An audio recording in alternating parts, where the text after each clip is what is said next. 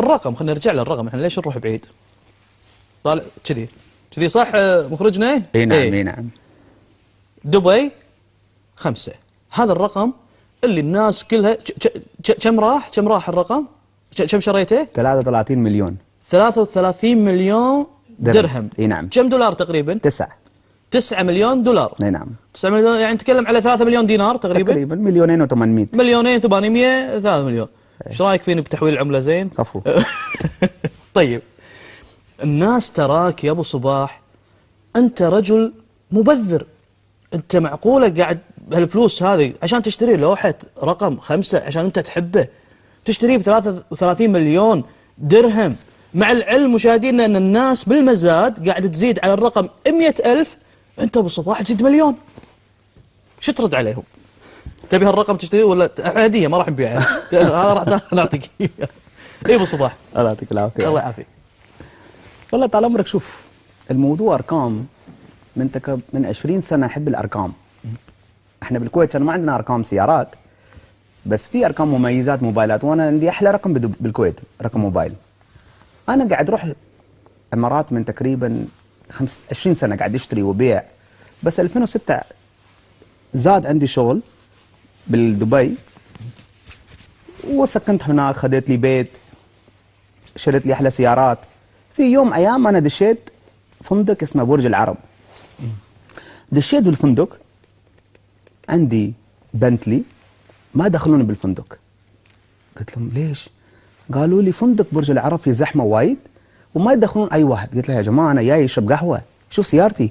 قال لي لا، يا لازم انت تكون ساكن هني، يا لازم يكون في واحد ضيف هني ساكن وعزمك، يا لازم في واحد من المطاعم انت مسوي حجز.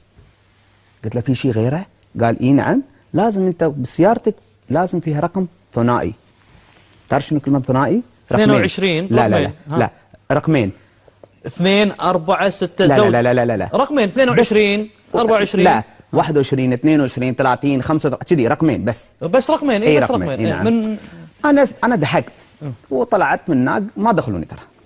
رديت كلمت مندوبي قلت له شنو هذا موضوع ارقام وهذا؟ قال لي موضوع الارقام بالذات دبي ولا ابو ظبي كل امارات كامله مميز وحسون هذا ريال في اي بي. قلت له اوكي، قلت له اشتري لي واحد. قال لي ترى هناك احنا بالكويت شلون نسمي عمي؟ دائما احنا نقول هلا عمي هلا ابوي، بالدبي يقولون ارباب. ارباب يعني بوس، يعني معزب. اي نعم. قال لي معزبي ترى هذا مو دينار دينارين انت قاعد تكلمني روح اشتريها. قال هني ارقام ثنائيات مليونين مليونين ونص. قلت له شنو؟ انت ما تدري؟ لا ما ادري. اي سنه هالحكي؟ هذا 2006 اول مره شريت رقم. اي 2006 قالوا لي مليونين مليونين ونص. انا قاعد اقول انت قاعد تغشمر وياي ولا قاعد تسج؟ قال لي لا طال عمرك هذا اسعار ارقام ثنائيات بالدبي. قلت له زين شلون بدي اشتري واحد؟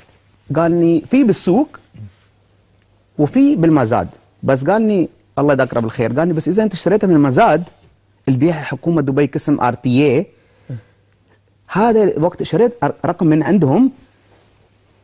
الحكومه دبي مو محتاج فلوس، بس الفلوس انت تبرعها تسوي شيء خيريه. وقت تشتري رقم من عندهم تشتري رقم من عندهم الفلوس تروح حق اعمال خيريه. اعمال خيريه ما تروح حق حكومه دبي. لا لا لا لا لا, لا. حبيت انت الموضوع. اي نعم حبيت الموضوع. قلت له واو، اول شيء انا احب ارقام مميزه، وشيء ثاني عمل خير. رحت وشريت اول رقم 48. اول رقم 48. اي نعم. كم شريت ابو صباح؟ تذكر؟ مليونين و500 ما ادري، مليونين و400 تقريبا كذي، تقريبا 200,000 كويتي. حلو. تقريبا 200 و200 مليون 200,000 210,000 كويتي. هذا ب 2006. 2006. والرقم الثاني متى شريته؟ كل سنه اشتري رقم. يعني 2017 راح تشتري رقم بعد؟ والله بعد اللويا بعد اللويا لا والله ما بدش اي مزاد، اي مزاد بالعالم، لا بالرقم لا بالعقار ولا شيء. هذا عمل خير يا ابو صباح. لا انا ما بروح بشتري، بس بخلي واحد ثاني واحد بدال. اي لا لا لا لا لا, لا. راح نعرف ما دام قال الحين ابو صباح واحد ثاني، فاعرفوا اي واحد راح يشتري رقم يعرف انه من طرف الصباح.